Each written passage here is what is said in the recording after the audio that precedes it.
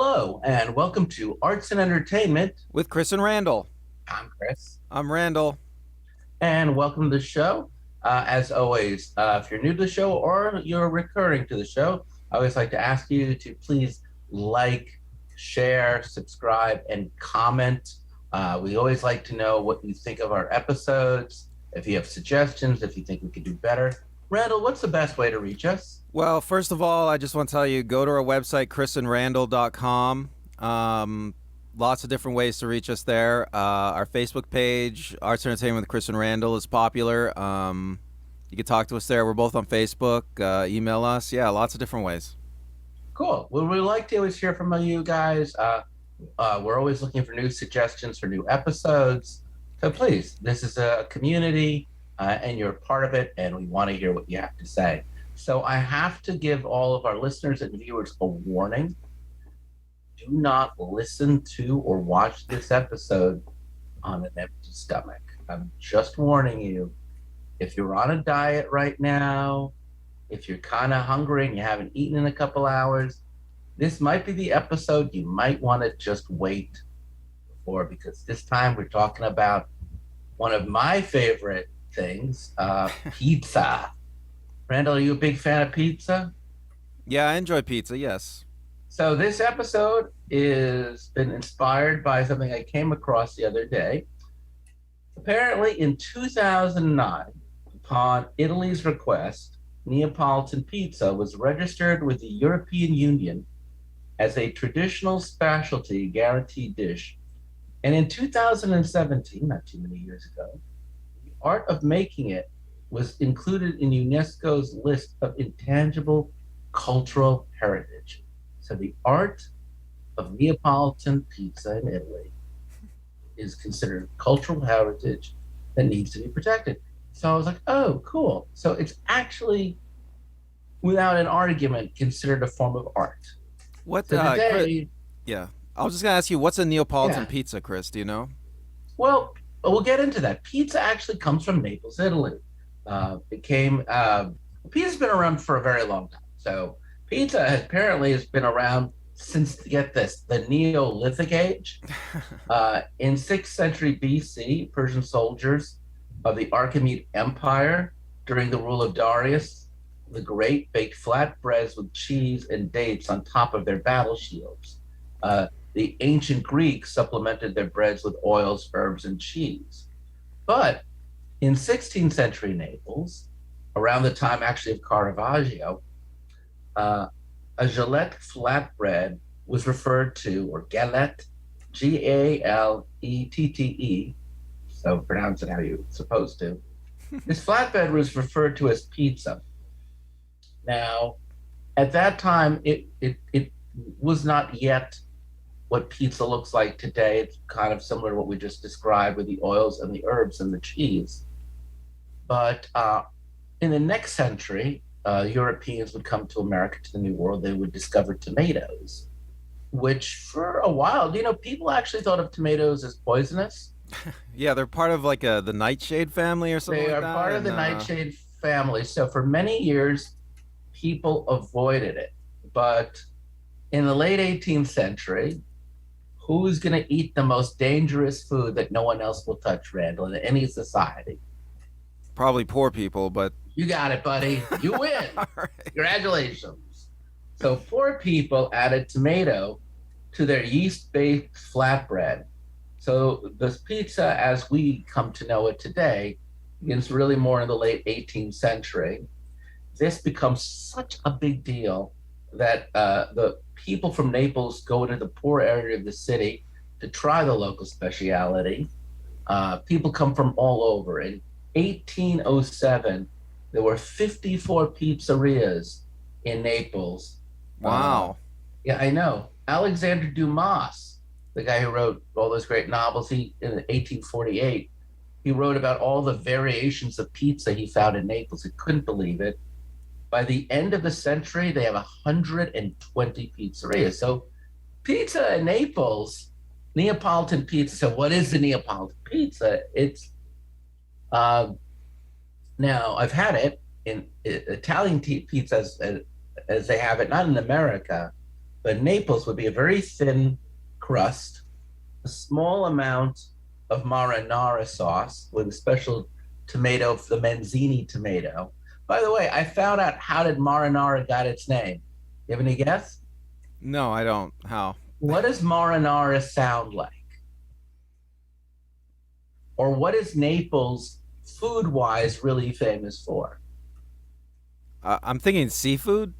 Yeah, like mariner, right? Okay, marina. Yeah. Yeah. Anyway, when the men went out to sea, they come home. The seaman's wife, the mariner's wife, would make a special dish with a sauce, a tomato sauce. So the mariner's wife. That's what I'm not. I'm not joking. You know what? It totally makes sense because she's sitting around waiting for her husband and his buddies Yeah. to come back home, and so she's got a lot of time to let that sauce simmer, right? Yeah, and it is a special part of foods in Italy are really very much deeply ingrained in the culture. So pizza makes its appearance in the United States in the late 19th century, early 20th century with the arrival of Italian immigrants. I've actually been to what many people would argue is the first pizzeria in America, Lombardi's on Spring Street. It was built originally as an Italian grocery market in 1897. And Mr. Lombardi would sell these tomato pies wrapped in paper and tied with string at lunchtime to workers from the area's factories. But in 1905, Gennaro Lombardi received a business license to operate a pizza restaurant, and soon he had clientele, including the Italian tenor Enrico Caruso. So here's a little piece of interesting stuff. During the great period of American wealth in the early 20th century, they would bring artisans from Italy to build all sorts of great marble structures, all bricks of great. They were known as the great craftsmen of buildings. So New York City, for example, New Jersey, a lot of the Northeast where there was wealth, turn of the century wealth, there were all these Italians there, and pizza was something they knew from the old country. So they wanted pizza. They wanted pizza. It's what they knew. It was cheap. It was poor. They didn't make a lot of money. Soon, pizzerias would sprout out throughout the Northeast, including in 1925, Frank Pepe would open his pizzeria in New Haven. His cousin Sal would open one right down the block called Sally's. They would become two of the most famous pizzerias in America. When Sal died in 1982, he had a full-page obituary in the New York Times, and 2,000 people attended his funeral. I've actually been to Pepe's. It is amazing pizza. But pizza as a popularity, and it's so interesting because we keep on doing this. We just did a piece on 4th of July. We've done this with Halloween. We've done this so often. When do you think pizza really becomes a white person's phenomena, for lack of a better word, in America? When do you think it stops just being Italian food? You want me to take a guess? Take a mad guess. I'm going to guess the 1950s, a bunch of teenagers. Yes, bingo. Bam! Something about America, post-war America, that really defines so much, even of the 21st century. So, after World War II, veterans who returned from the Italian campaign were already introduced to Italy's native cuisine, proved a ready market for pizza. The slogan was popular from veterans ranging from the lowest private to Dwight D. Eisenhower. Two guys who had served in the war, Ike Sewell and Rick Ricardo, invented what's called, I swear to God, his name is Rick Ricardo, invented Chicago-style deep dish pizza in 1943. And they opened up their own corner on Wabash, Ohio, Pizzeria Uno. Have you been to Pizzeria Uno? I think I have in Chicago. Yeah. For the I've famous been to Gino's dish. in Chicago, but I've been to the Unos in New York City. So deep dish, which is already it's really its own thing, because we'll talk about pizza styles very soon. But deep dish is very much an American kind of style, not the thin crust. It's this big, heavy thing. So by the 1950s, pizza chains are popping up like Shakey's. You've been to Shakey's. Yeah. That's from Shakey's. Sacramento. Pizza Hut in Wichita, Kansas, which I do not know if there's any Italians living in Wichita. Are there any Italians living in Sacramento? You know what? There probably were at some point.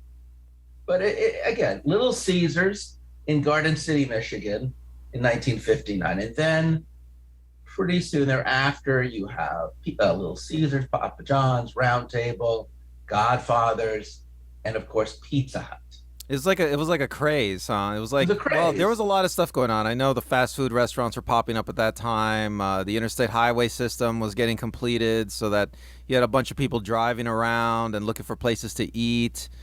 Yeah, I mean, I don't know. Fast food's coming a little bit later. But yeah. This is the rise of the American supermarket and frozen food technology. So while pizzerias and chains are stopping, frozen pizzas are entering the supermarket.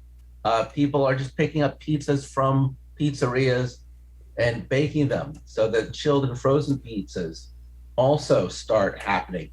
And all around, yeah, you're right. By the 1960s, yeah, I would say less than 20 years, really about less than 20 years, pizza becomes the dominant. To this day, 13, get this is an amazing stat. I don't know where I got it from, but it's a stat. Don't write to me and say, Chris, you need to tell us where you get your stats from. It exists, is all your point. But it exists. So I don't know what the adult population of America is. I also don't know when this stat is from. I get a feeling it could be pre-COVID. But on any given day, 13% of the U.S. population consumes pizza. More than 1 out of 10 people. Even right now, if we think of our own listenership, viewership, one of you guys, 1 out of 10 of you people, 1 out of 13 of you people, is 13% of you people are can have pizza today. I mean, could I just talk about it from a culinary perspective? Please do. Because I think one of the reasons it's so popular is because it is like a cheap, inexpensive food, so you can always eat it.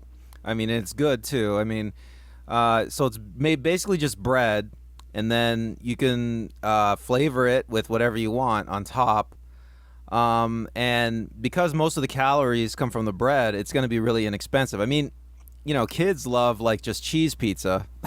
So that's like a really super inexpensive dish for a kid.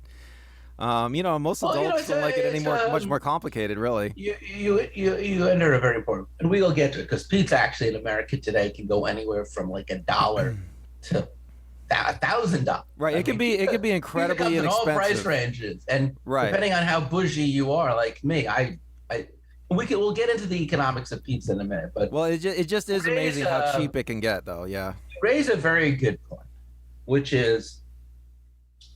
And this is something when we talk about food as entertainment, less so when we talk about food as an art form, but when we talk about distinctly American cuisine, what do you think? If you think what hot dogs, hamburgers, yeah, barbecue? those are our German imports. You think of those, but also I think the most quintessentially American food is really steak, like from a cow or a bison. Fair enough, but I would say, with the exception of steak, then pizza's up there for sure. But if you ask like most kids don't really like steak. I don't know why.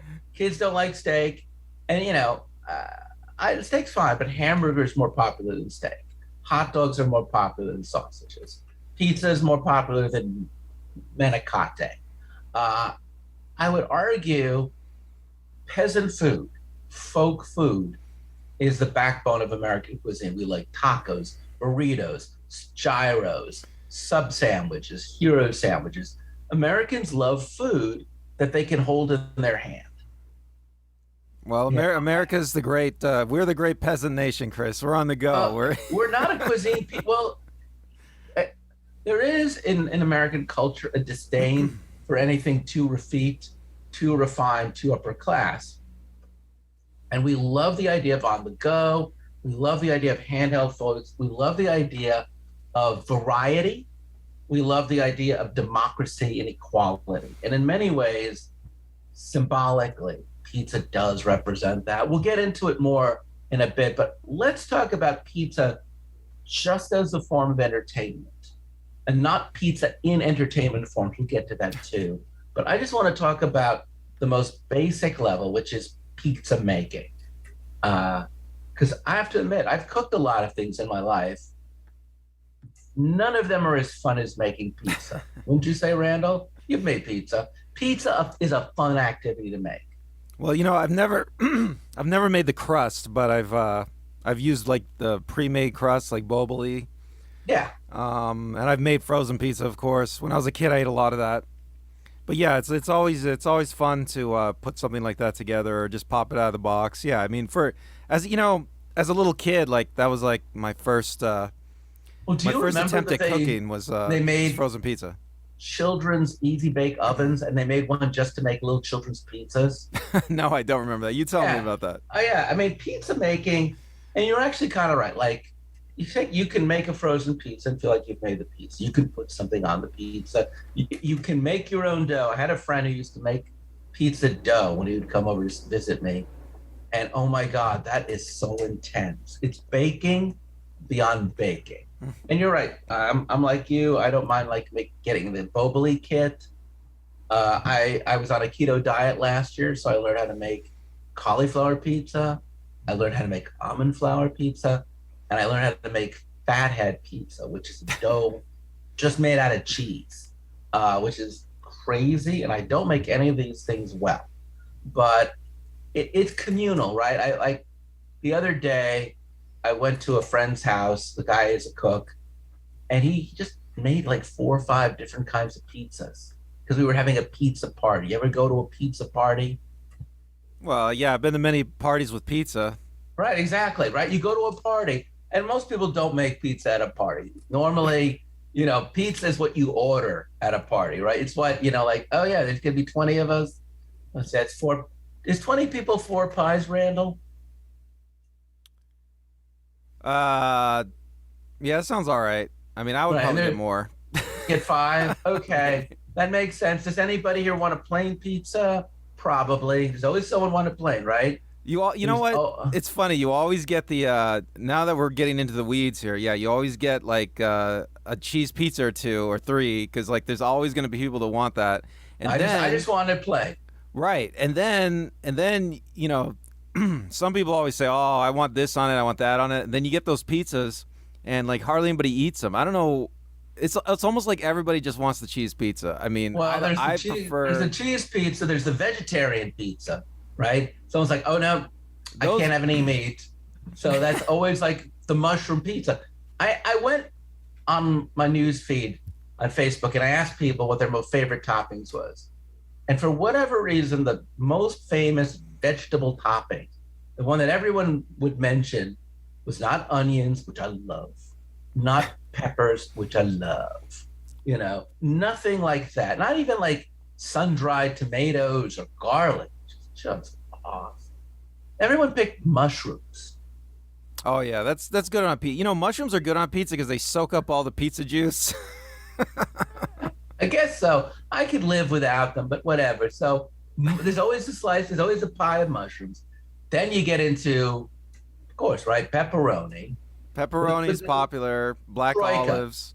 That actually, I like olives, but I haven't been going out with someone now for so long who doesn't like olives that I forgot I like olives. Uh, that happens when you're in a relationship. Um, Me and my there's the girlfriend, holy we always get anchovies, which is and oh, really great on a pizza, Chris. much respect. Okay, much respect. Much respect. People who order anchovies on pizza, you guys are old school monsters. You guys are killing it. When you order, I mean, I like prosciutto, which is the fancy man's pizza. I like buffalo cheese. That's a fancy man's pizza. But if What you about really pineapple? want to get, okay.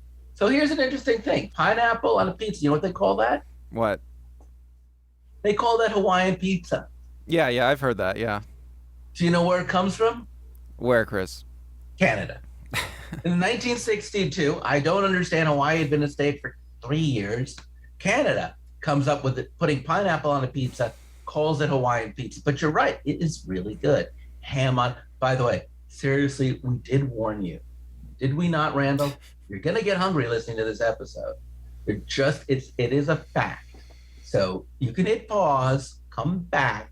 We're going to talk about real things in a minute. We're not just going to list topics. But here's the thing. Today, if you are really dedicated to home cooking, you can buy a pizza stone, you can buy the wooden thing, you can buy literally a pizza oven, which is not like what we had as kids.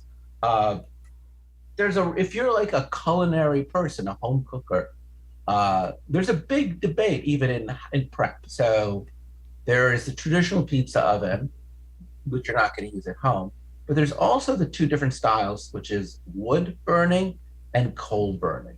Where do you fall on this one, Randall? Are you a coal man or are you a wood man? You only got those two to choose from. I don't think it matters that much. I mean, where the heat comes from. It makes a humongous difference. Okay. Wood burning affects the dough one way and coal burning the other. So depending on how soft you want your cheese or how crisp you want your bread, you either go with wood burning or coal. I would say that, and I did this. I went with some friends, my friend Rob Ciccone, who's Italian, and we went to Little Italy, and we had really a top wood burning pizza with buffalo mozzarella and pepperoni, and then we had a top place which did coal, again buffalo pepperoni, identical. And Rob was like, "Yeah, it's the cheese and versus the crust. Cheese is a little gooier with wood. Crust is a little bit crispier and tastier with coal." If you want to make, by the way, here's a hack. If you want to make your takeout pizza taste really good and you have a barbecue, cook it over the barbecue. A charcoal barbecue will replicate quite a bit of the coal oven. And then there's also flash pizza, which is when you cook pizza on a very high temperature. A friend of mine actually started a fairly big business making flash pizza.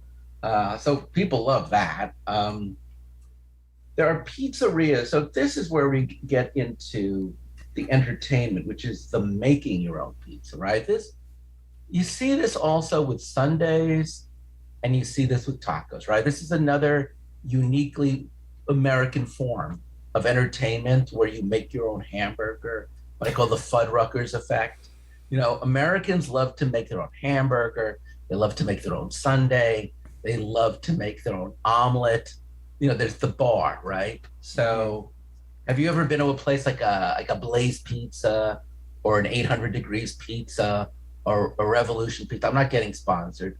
And they're like, you can put in whatever you like into the pizza, right? Yeah, right, it's your right. call, man. It's your call. Like, when that happens, do you just throw everything? Are you selective? I generally, with places like that, I generally like to go with suggestions, what they suggest. Yeah, I mean, I'm Yeah. not too crazy, Chris. I when there's a charge per item, I'm like maybe 3 items. When I'm going to one of those places where it's everything you want in a pie, I will throw everything you want in a pie. And let me tell you, no pie should have everything on it.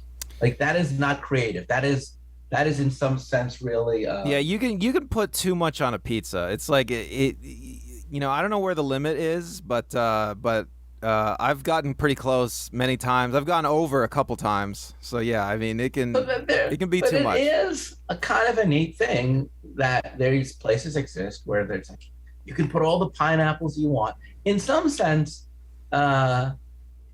pizzerias, and we'll get to pizza parlors now, are very much aimed towards children. You were talking about this earlier. Children really love pizza in a way because, if you have allowance money, pocket money, you could, when you were a kid and you had like a couple dollars and you were with your buddies, didn't you get pizza? Yeah, so pizza's good for kids. I mean, it's inexpensive. Kids like it. Fills them up. You go with your buddies, right? You see a movie and grab some pizza. In New York City, we have slices, not pies. So you could just get a slice.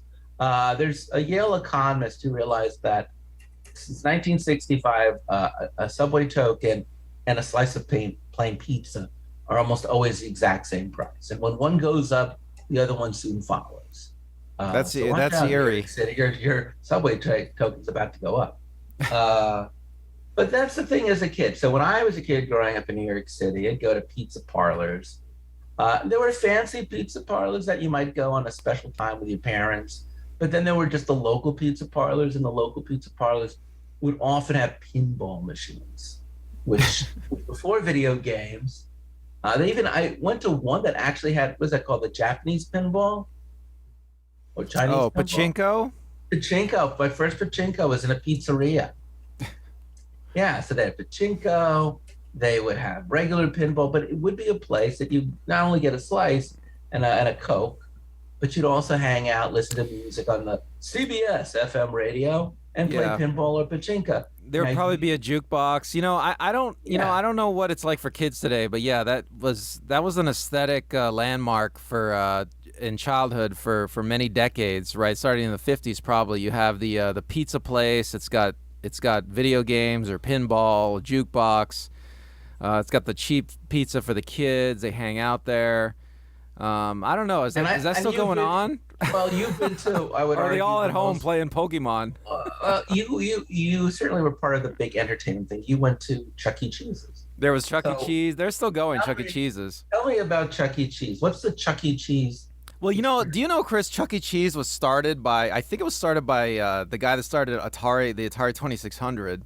Are you And serious? yeah, and he sold his stake in Atari, and then he went and invested in this pizza restaurant, and it was his brainstorm. He thought, oh yeah, I'm gonna make this pizza joint, the greatest pizza joint in the world, and it's gonna be filled with video games. It's gonna have this huge arcade, and then it's gonna have the pizza, and then we're gonna have the. I think he even thought of having the animatronic band No, yeah, at wow. the theater. I think it was Nolan Bushnell. No, maybe not. Maybe it wasn't that guy. But it was a guy associated with Atari, one of the founders. And yeah. So yeah. So maybe we should do a show on Chuck E. Cheese sometime. But they're still Well, tell going. me. So that's like you go for birthdays, you go for games. Uh, was the pizza any good? You know what, Chris? I don't want to talk bad about like the greatest childhood institution in America right now, but the pizza is, let's just say, it's adequate to meet the Right. needs. And then there are like what I would call the 1950s, 60s Italian restaurants, which we used to have in New York City and here in LA, which you'd go for pizza. You could get regular Italian food, but you get pizza because it was less expensive. But it was more expensive than that. Elegant table service, waiters, cloth table, cloths, very nice. You might get a what is it, a Chianti, and you get pizza. The pizza in these restaurants, I always remember it being thicker, denser, a much nicer quality, but There's always a there's a restaurant in much LA more that's romantic. Oh yeah, there's a restaurant in LA. There's a couple of them called Miceli's, and Yes, Michelli's. these places are very like old school Italian type places, and they Yeah. serve pizza. So if you go to Miceli's, one of the Michelli's, I recommend maybe. Well, they're both great, but I think there's only two. There's one in North Hollywood. There's one on Hollywood Boulevard. Maybe the North Hollywood one is a little bit more fun. That's the one with the singing waiters. Also, Oh, so nice. See, that's great. so Uh, Michelle, well, just let me say, if you order a pizza there with garlic as a topping, you'll get nice fat whole cloves of garlic on your pizza. They won't yeah, even bother chopping them.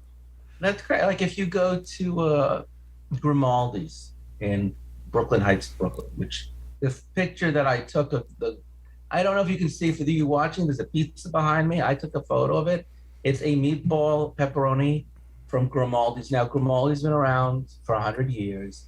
It's the exact same building that they had 100 years ago. It's still run by the Grimaldi family. And you're eating in a piece of history. I think for that matter, same with Pepe's, you're eating a piece of history. Like you're having pizza, the same place people have had it for 100 years. The building is the same. You have a really nice sense of history. The ovens are really old. Pizza ovens can last for decades. Certainly, if you consider this an art form and you want to, and I don't know if you could do this right now, but there is, the Pizzeria de Fara's in Midwood, Brooklyn. No, I don't know it. Best pizza ever. So de Fara's, is run by a guy whose last name is DeFara, Mr. DeFara. I honestly don't remember his first name, but Mr. DeFara opened up his pizzeria in a Orthodox Jewish section of Brooklyn in 1965. He makes all of his pizzas, he makes all the pies by hand, and he's a really old man. He may not be with us after the end of this audio. He may have retired, but for years, I would go. I'd order a slice. I'd order a pie. Especially order a pie. You just watch him, and he's very fastidious with the way he bakes. He rolls it, puts the cheese, puts the sauce, puts little herbs on it, and you can see like this man's been doing this for over 50 years. And if you ever thought, just if you really want to see something, a chef, culinary, as sport, maybe if not art, just to watch old man DeFara just meticulously take his time. It'll drive you nuts if you're hungry. Don't go there near your rush. But if you just want to watch this man just delicately and gently really massage it out, really do that, you go, oh man, there's also pizzerias, as I'm trying to say, with a lot of history. There's pizzerias that are really just cool, and mod. Have you been to Masa? I think I have, yeah. You talking about on La Brea? Yeah. Yeah. And I'll give a shout out to my old writing partner, Adam Fleischman, who made 800 Degrees. He launched his first 800 Degrees here in Westwood Village, and he brought in artwork. He brought in architectural pieces from churches from Italy. He built the original. You've been there with me. The original 800 Degrees. It's no longer there, but the wood paneling was from an Italian church. The ceilings, every element of it. So there are so many aesthetically beautiful pizza parlors or pizza dine, just as a form of architecture. Well, let me just say, like, you kind of mentioned it before, but the centerpiece of any like nice traditional pizza joint is the oven, right? So and usually they have that oven front and center, so that when you walk into the store, you can see it. It's right there behind the counter. Actually, you're very right. It's one of the few foods where you want to watch them make it. You want to see that oven, Chris, and like So if you ever walk into a pizza joint and they have like this giant old oven that looks like it was from the Neolithic era and like Neanderthals made it, then that's where you want to eat your pizza. Okay. Well, there's nothing more fun, and normally pizza's made before you walk into the pizzeria. But if you ever see a guy just flipping dough in the air, that big dough he's got in his hands, it looks like a frisbee that keeps on expanding, and he's just doing it. You've seen that, right? Right. Well, that's to stretch the dough. That's you're supposed to do that. Right. It's just the coolest thing to watch in a real pizzeria, because a giant piece of dough, and it's just you keep on thinking it's going to fly out of their hand. You think it's going to go. No, it's such control. So here's the problem I have with Italy and Naples. Okay. Uh-oh. I do agree. I'm happy that they think it's an art form. I'm glad that they have even got it registered as part of cultural heritage. But to me, what Naples is doing is exactly what Germany did with the Reinheitsgebot law. The Reinheitsgebot law was like a rules on how beer should be made, and it was very specific. And the French, in the Comédie Française, they put out in the 18th century a series of rules about what a play should look like. And I think the minute you come up with very precise ingredients in food and precise baking, you actually take something that is no longer an art form, but I would argue artisanship. It's a craft. And this is not a knock on Italy. And first off, I haven't been in Italy. I have no idea what contemporary Italian pizza tastes like. I don't know what they're doing outside. So please, this is just I'm not saying anything, but the traditional, if you only make pizza in the traditional Neapolitan way, and I've had it, it's gorgeous, or, in the traditional Sicilian way, as I have in Sicily, which is wonderful. But if you only make it that way, to me, that's a craft. You know what I'm saying? Whereas I think what makes it an art form, I think that one of the great aspects of art is mutability, right? The ability for you to take a form and manipulate it, rearrange it, to imbue it with whatever you feel or think it should represent or be. And normally, I would argue most art appeals to the senses, and pizza is really, really visceral. So, I mean, right? Because it's smell, touch, and taste. That's Right. three So senses. you're saying they've codified the pizza that's going to take all the creativity out of it. I mean, I totally agree with that, but that's the difference between Europe and America. I mean, that's that's how Yeah, Europe no, is. I mean, Europe, they like to keep doing things the old way, for 1,000, 2,000, well, 10,000 years. In America, yeah, we're the new, we're the innovators, So, they I'm have a not history. surprised. Right. Well, I'm not surprised Europe would do that, I mean, Yeah. that's just what Europe does. I mean, America is the greatest innovator in the world, probably, and it's because we don't give a crap about what happened yesterday. That's, that's how, Well, we I'll don't just care about say tradition here, Chris. I don't want to get too chauvinistic, but I will say one of the great things about what we've been talking about with pizza is the adaptability. Like every part of America, every region in America has its own take on pizza. For example, there's New York pizza, which is Neapolitan, it's the thin, gooey slice. There's Sicilian, also popular. But as we mentioned before, Chicago deep dish, New Haven. Now, New Haven invented putting white clams on pizza. Have you Oh had a my white gosh, I've clam? never heard of this. Oh, it's Is it so good? good. Oh, it's great. I love it. It's What so kind of good. cheese do you put with those clams? A white cream sauce, No you know. cheese? Uh, no, it's like Wow, it's like a light white cream sauce. that sounds I pretty think good. with a little bit of pesto, That and sounds pretty good. it's so good. You don't need cheese on pizza. You don't Oh need yeah, bread on yeah. pizza. You don't need sauce on pizza. That's the beauty of pizza in Well, America. you need to put something on it because then it's You not pizza know, anymore. It but it becomes just bread. varies.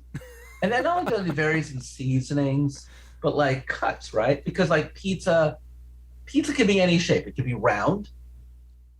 When you take it into a slice, it's triangular, but then it's also rectangular. There is square pizza. People in Detroit have it like squares.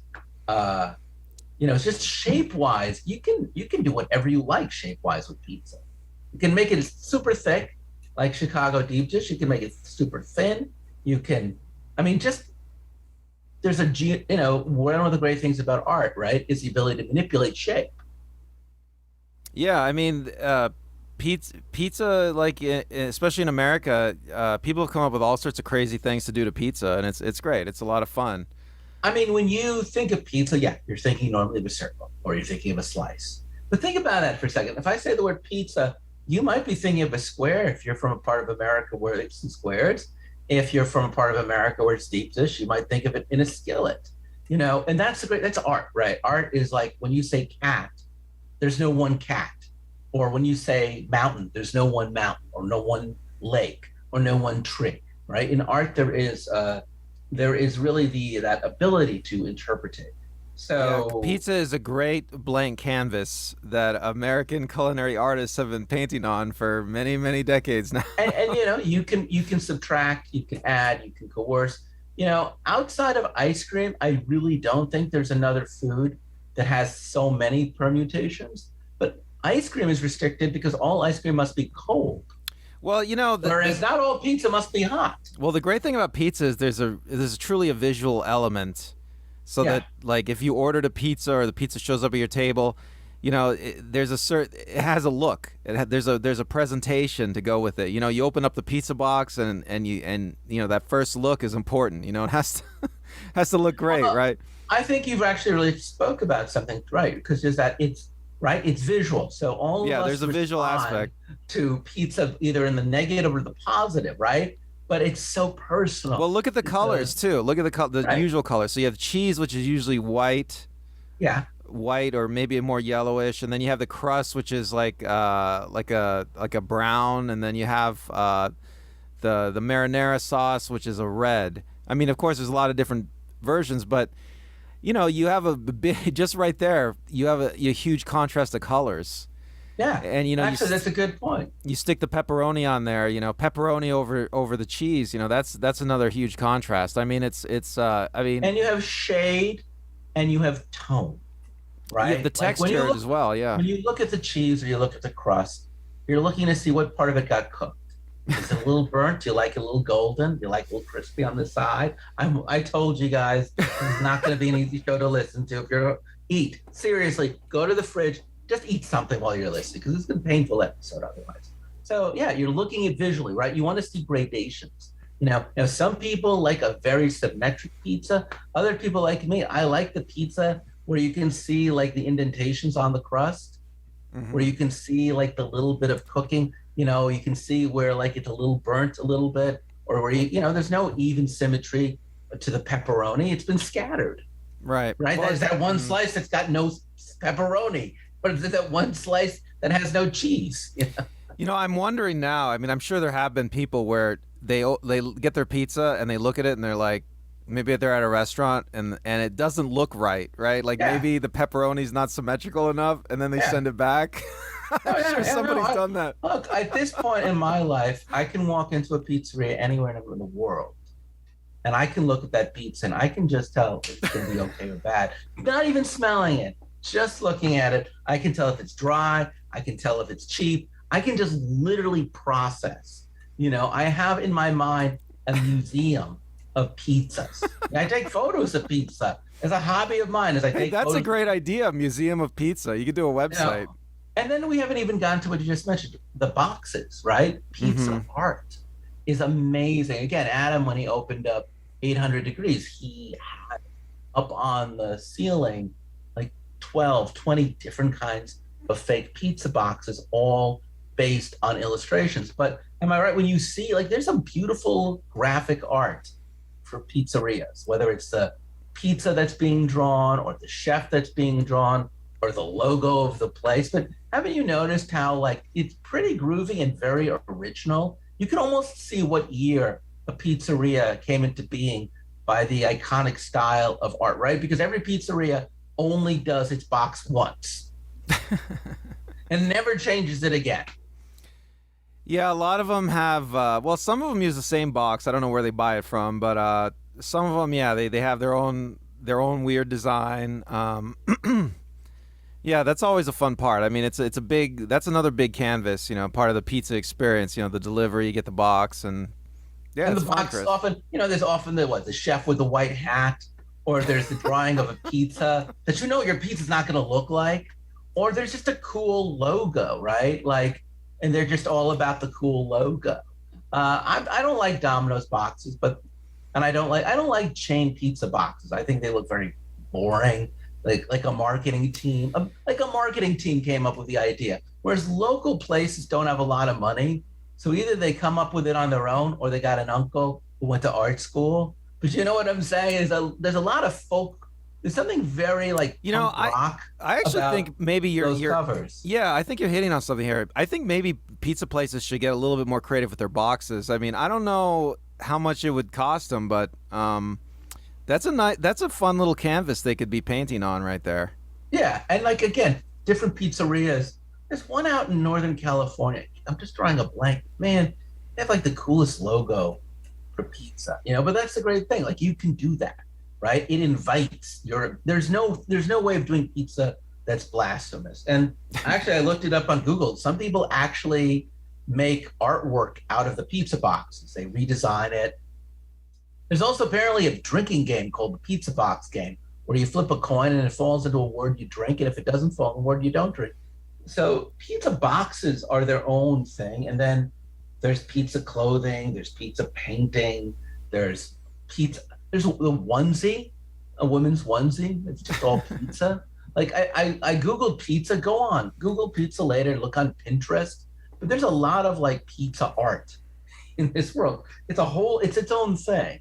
So I'm gonna get to my favorite part, which I've really been holding up on, which is pizza in film and TV. I would love to have done something on music, but all I could come up with is That's Amore, which is actually the first time pizza comes into pop culture is when Dean Martin sings, When the moon hits your eye like a big pizza pie, that's amore. Of course, he also talks about pasta vazul, but no one ever talks about pasta vazul. I don't even know what it is. Yeah, I'm not But sure. let's talk about pizza in film and television. And let's just get this one out of the way first, which is what's up with the pizza delivery man in 1970s porn? It's just there. I had to say it. All right. I just had to say it, right? That's like always some sort of great motif. Some poor dude is just there to deliver pizza. And next thing you know, he's in a tryst. Well, Uh, do you want a serious answer, Chris? I from absolutely want me? a serious. Okay, Yes, well, please. I think in a lot of pornography, you are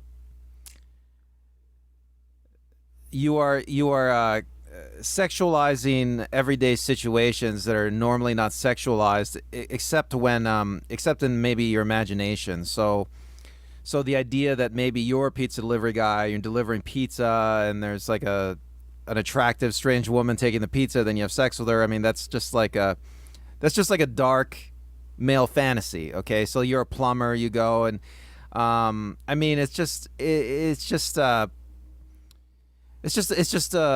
fantasy, Chris. It's like men fantasize sexually about having sex with strange women, casual sex, and it never really happens in real life. You know, I I mean, think also these are because fantasies, Chris. pizza delivery guy iconic.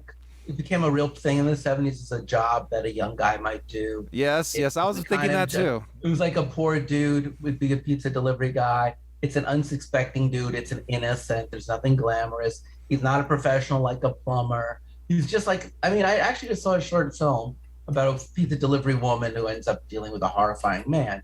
But it's true, like before there was Uber drivers, millennials or Gen Zers, the Joe job that basically allowed you, if you had a car, to make a few extra bucks was pizza delivery. Right. So So the pizza delivery delivery was guy, like every high school, college students.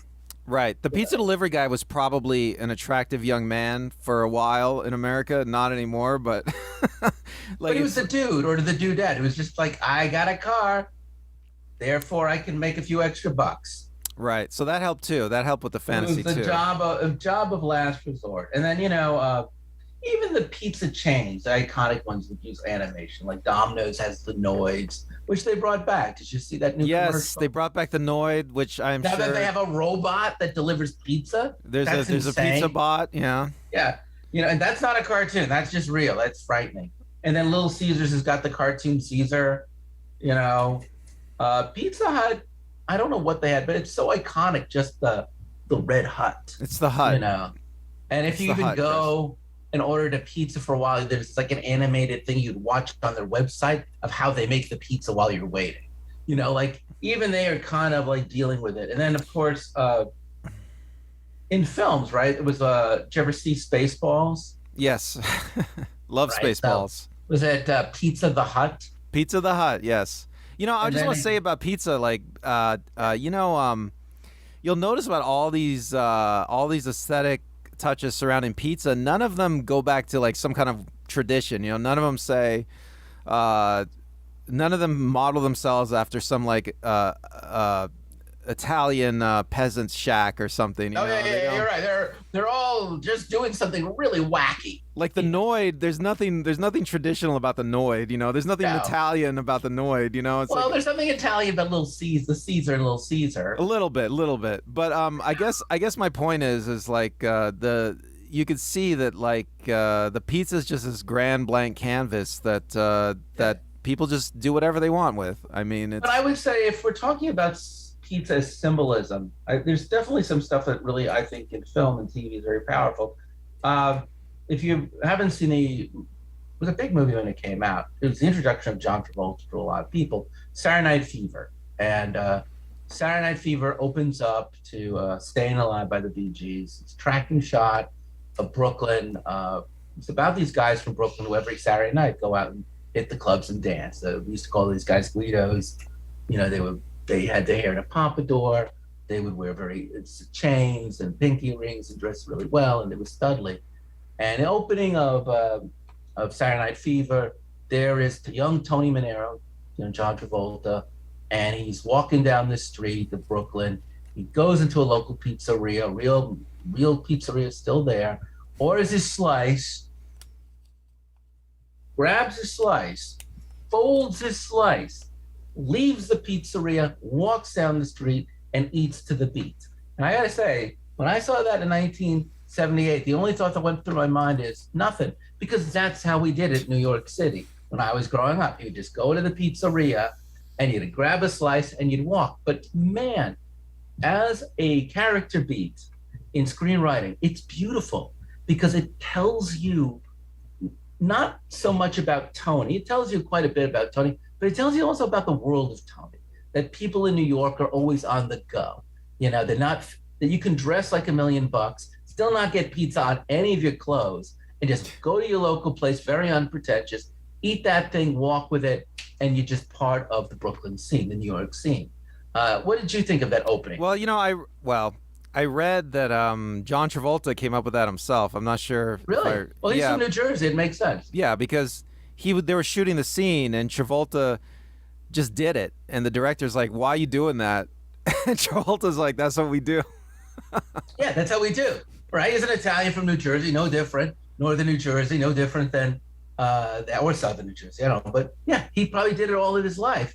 And it's like, of course, that's what we do. You don't even skip a beat. That's the beauty of it. It's like, I'm doing my thing, I'm walking, I'm strutting, I'm doing my strut. Oh, pizza, great. Here's a buck, get my slice, keep on walking, doing my thing. It's one of the most quintessentially New York things I have seen in all cinema. Because if you're in New York right now, you don't also go, why is Chris making a big deal of it? It's just what we do. You don't see it in LA. Well, we do. When I was growing up, yeah, we never did stuff like that because with the pizza, because LA pizza usually is thicker, and you wouldn't be folding it like that. It's more crunchy usually. So like, if you fold it like that, it'll just break. But I think there's also a weird side effect to Saturday Night Fever, which is about youth culture.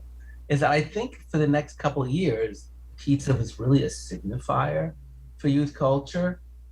Even though adults eat pizza, I'm thinking of some of the great youth culture movies like Fast Times at Ridgemont High, which takes place here in LA, where Jeff Spicoli in Mr. Hand's class orders a pizza. Obviously, in real life, that could never happen. Because how would that have worked? I mean, how would that pizzeria get on? But you remember that scene? Oh, yeah. And I remember watching it. I was in high school, and I was like, damn, I'd love to order a pizza. That's like a fan. That's really more of a fantasy. You know what I'm saying? That's when the pizza starts not being about this is how we live, but like this is how we dream.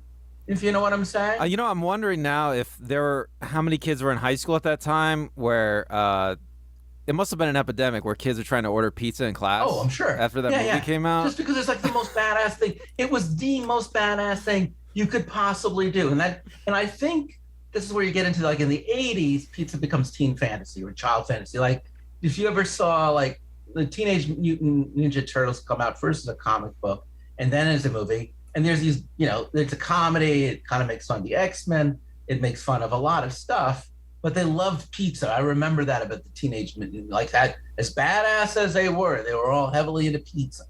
They were the first superheroes to have any like actual culinary preference. Or did you see Home Alone? Yeah. So Kevin actually gets into trouble, gets lost because he gets into a fight about cheese pizza in the first movie. But in the second movie, where he's staying at the plaza and he's living like a king, there's this one shot where he's riding in a limousine eating pizza in the backseat. Well, again, it's that same thing like, oh, yeah, pizza's so badass. Well, both of those, the Turtles and Home Alone, I mean, they show like how much pizza is associated with the child diet now. Maybe but it's also it's kind of like a fantasy. It's kind of like a rebelliousness at that point. And then again, weirdly enough, all this is going on in the 80s or early 90s, late 80s. I think it's 89. Could be 88. Young Julia Roberts does this wonderful movie. Very few people have seen it. Vincent D'Onofrio's in it, Lily Taylor Finn, called Mystic Pizza. Have you ever seen it? Yeah, a long time ago. It's a beautiful movie about young people in their teens and early 20s working in a pizzeria in Mystic, Connecticut. And it's kind of like the best in some sense because it kind of like Saturday Night Fever brings it back down to this is the way we live and this is what it's like to be young and this is what it's like to hold down a job and this is what it's like to work within the confines of the stuff they're working in. And again, as you said, pizza's about youth, pizza's not having money. And it's kind of cool. It's just, I feel like there was just something going on. I don't know why. Around the same time, for no reason, Bill Maher does a movie called Pizza Man. He delivers. Did you ever see that movie? No. Have you seen it? Yeah, it's based on the LA pizzeria, but called Pizza Man, He Delivers. Is it good? No, it's horrible. It's horrible. It just kind of proves that there's a limit to how wacky you can get with pizza. Interestingly enough, Julia Roberts, what she did, Eat, Pray, Love, and she's got that line about how she's now pursuing a relationship with pizza. I think probably one of the most iconic scenes in pop culture dealing with pizza is season 3. I forgot which episode. It's pretty early on in season 3 of Breaking Bad.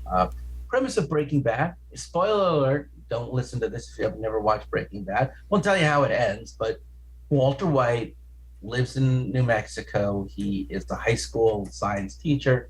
He finds out he has cancer.